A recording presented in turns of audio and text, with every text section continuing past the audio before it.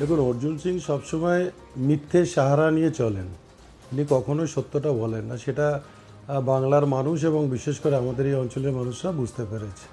কালকে ওনার এক ভাইপো গুড্ডু সিং মদ খেয়ে এক জায়গায় যায়, আমাদের তৃণমূল কংগ্রেসের একটি পার্টি অফিসকে ভাঙচুর করে।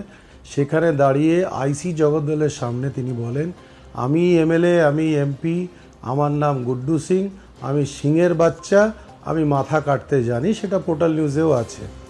তার পরিপ্রেক্ষিতে আমাদের কিছু দলীয় সমর্থক এবং আমাদের প্রার্থী এবং কাউন্সিলর্স যখন থানায় যায় কমপ্লেন দিতে, এফআইআর করতে, সেই মুহূর্তে অর্জুন সিং এমন দৌড়ে আসলেন তার সিআইএসএফ বাহিনী নিয়ে এবং তার কিছু সমর্থক যারা হাতে অস্ত্র নিয়েছিল, এবং এসে সরাসরি তৃণমূল কংগ্রেসের কার্যকর্তারা যারা ছিল ওখানে তাদের উপরে এবং কাউন্সিলরদের উপরে হামলা শুরু করে দেয়। আর সেটা সবথেকে বড় কথা যে দেখা গেছে পোর্টাল নিউজ, সিসিটিভি ফুটেজে একদম স্পষ্ট দেখা যাচ্ছে যে অর্জুন দৌড়ে এসেছে এবং এসেই হামলা করে দিল।